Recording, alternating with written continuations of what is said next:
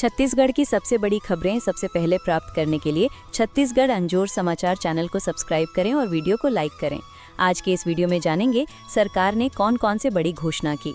और आप छत्तीसगढ़ के किस जिले या गांव से वीडियो को देख रहे हैं तो कृपया कमेंट बॉक्स में बताएं।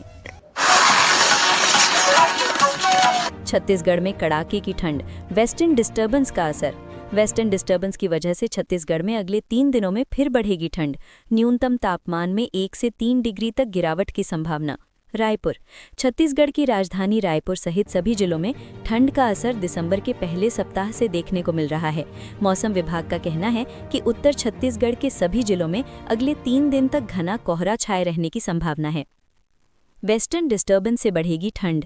मौसम विभाग के मुताबिक वेस्टर्न डिस्टर्बेंस की वजह से प्रदेश में अगले 3 दिन के दौरान न्यूनतम तापमान में 1 से 3 डिग्री की गिरावट होने की संभावना बनी हुई है। न्यूनतम तापमान में फिर गिरावट आती है तो ठंड और भी बढ़ जाएगी। फिलहाल आने वाले कुछ दिनों तक छत्तीसगढ़ में बदली या बारिश की कोई संभावना नहीं है। बिलासपुर की सिरगिट्टी में भीषण आग से हड़कंप, लाखों का नुकसान। बिलासपुर के सिरगिट्टी इंडस्ट्रीज एरिया सेक्टर में भीषण आग से बड़ी तबाही मची है। फायर ब्रिगेड की टीम मौके पर पहुंच गई है। बिलासपुर के सिरगिट्टी क्षेत्र में एक फर्नीचर कंपनी में भीषण आगजनी होने से हड़कंप मच गया। घटना में एक कर्मचारी के घायल होने की सूचना है। इसके साथ ही अंदर में कई बाइक जलकर राख हो गया। मौके पर दमकल की गाड़ी मौजूद है जो आग बुझाने के प्रयास कर रही है। फर्नीचर शॉप में लगी आग, लाखों का नुकसान। सिरगिट्टी स्थित इंडस्ट्रीज एरिया सेक्टर बी के एक फर्नीचर दुकान में आग लगी है। इससे पूरे इलाके में हड़कंप मच गया।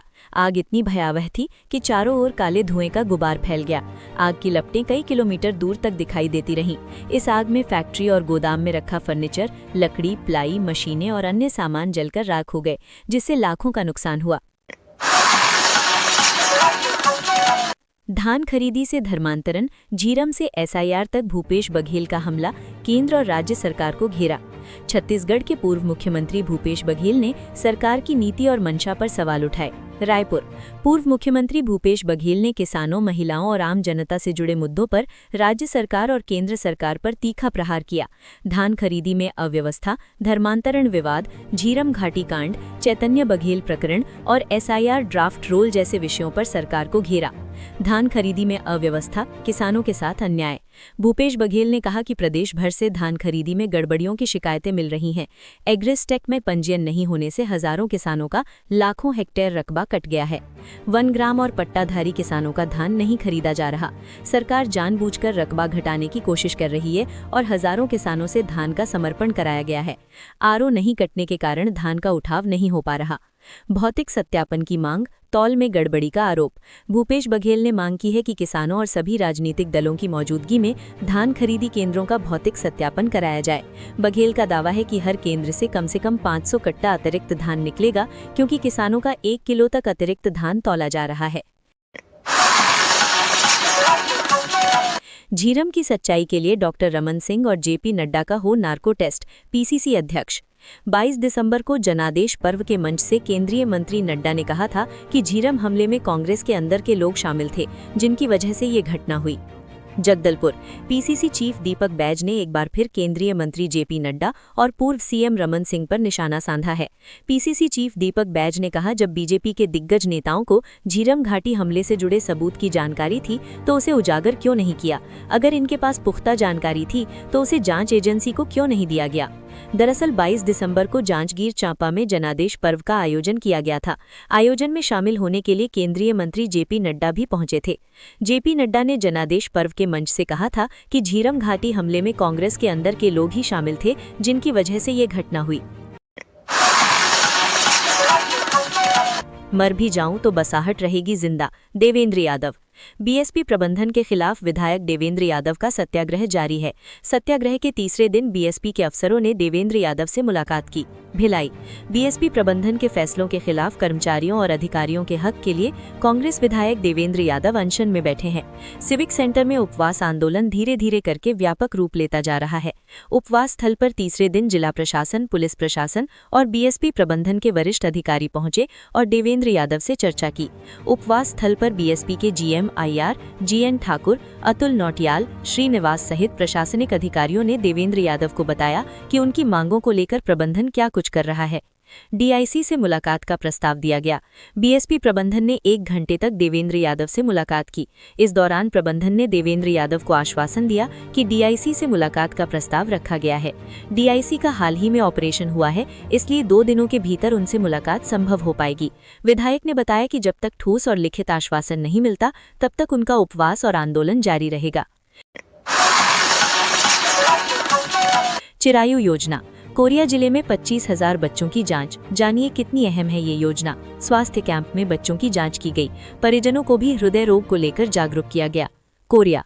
छत्तीसगढ़ के कोरिया जिले में चिरायु योजना के तहत बच्चों का इलाज किया जा रहा है। यहां एमएमआई नारायणा हॉस्पिटल रायपुर और जिला अस्पताल बैकुंठपुर कोरिया ने निःशुल्क बाल हृदय रोग जांच शिविर लगाया। इस शिविर में 65 सस्पेक्टेड बच्चों का हेल्थ चेकअप हुआ। 12 वर्ष तक के बच्चों का checkup. MMI Narayana hospital Raipur के हृदय रोग विशेषज्ञ डॉक्टर सुमंता शेखर पाढ़ी ने बताया कि बच्चों में हृदय रोग के लक्षणों को पहचानना बहुत जरूरी है। शिविर में आंगनबाड़ी और स्कूल दोनों में 12 वर्ष तक के बच्चों का स्वास्थ्य परीक्षण किया जा रहा है। जागरूकता बढ़ने से अब लोग चेकअप करवा रहे हैं और हृदय रोग डिटेक्ट हो रहा है। छत्तीसगढ़ सरकार ने साल 2026 को महतारी गौरव वर्ष किया घोषित। योजनाओं का केंद्र बिंदु रहेंगी महिलाएं। सीएम विष्णुदेव साई ने कहा कि मातृशक्ति के सम्मान और सशक्तिकरण के लिए सरकार दृढ़ संकल्पित है। रायपुर। छत्तीसगढ़ की साई सरकार को 2 वर्ष पूरे हो चुके हैं। तीसरा वर्ष शुरू हो चुका है। आगामी वर्ष को छत्तीसगढ़ सरकार ने महतारी गौरव वर्ष के रूप में मनाने की घोषणा की है। सीएम साई ने कहा कि प्रदेश में उन्हें सबसे ज्यादा आशीर्वाद मातृशक्ति से मिलता है। इस वजह से छत्तीसगढ़ सरकार ने आगामी वर्ष को महतारी गौरव वर्ष के रूप में मनाने का फैसला किया है।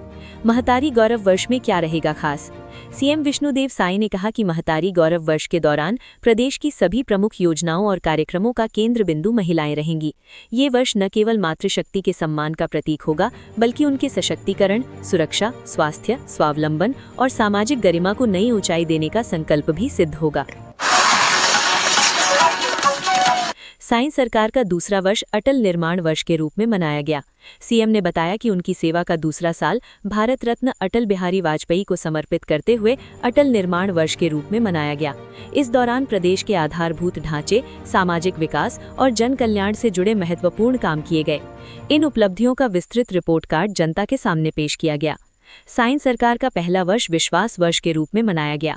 सीएम ने बताया कि मुख्यमंत्री के रूप में सेवा का पहला वर्ष विश्वास वर्ष के रूप में मनाया गया, जिसमें शासन और जनता के बीच विश्वास की पुनः स्थापना का लक्ष्य सफलतापूर्वक हासिल हुआ। इस साल सरकार ने पारदर्शिता, संवेदनशीलता और संवाद के माध्यम से जनता का भरोसा जीता। बेमेतरा नगर पालिका में कांग्रेस का हंगामा। बैठक नहीं होने से नाराज पार्षदों ने किया घेराव। बेमेतरा नगर पालिका कार्यालय का कांग्रेस पार्षदों ने घेराव किया। आपको बता दें कि बेमेतरा नगर पालिका में पिछले 7 महीनों से नगर पालिका परिषद की बैठक नहीं हुई है। बैठक की मांग पिछले कई महीनों से कांग्रेस पार्षद कर रहे हैं। इसे लेकर कई बार कांग्रेस समर्थित पार्षदों की ओर से मुख्य नगर पालिका अधिकारी को ज्ञापन सौंपा गया है, लेकिन बैठक को लेकर सीएमओ ने किसी भी तरह की कोई ठोस बात नहीं कही गई है। इसके विरोध में कांग्रेस पार्षदों ने बेमेतरा नगर पालिका कार्यालय का विरोध किया है। कांग्रेस पार्षदों ने जल्द ही बैठक को लेकर निर्णय नहीं लिए जाने पर उग्र प्रदर्शन की चेतावनी दी है। इस दौरान बेमेतरा जिला कांग्रेस कमेटी के अध्यक्ष एवं पूर्व विधायक आशीष छाबड़ा भी मौजूद थे। कांग्रेसियों ने नगर पालिका का किया घेराव। गौरतलब है कि 2 दिनों पूर्व कांग्रेसी पार्षदों ने नगर पालिका में सीएमओ से मुलाकात करके जल्द बैठक कराने की मांग की थी। बैठक नहीं होने पर 23 दिसंबर को नगर पालिका कार्यालय के घेराव के संबंध में ज्ञापन दिया था। वहीं बैठक नहीं होने को लेकर किसी तरह का आश्वासन नहीं मिलने पर कांग्रेस पार्षदों ने नगर पालिका कार्यालय का घेराव किया। जय जोहार, जय छत्तीसगढ़, धन्यवाद।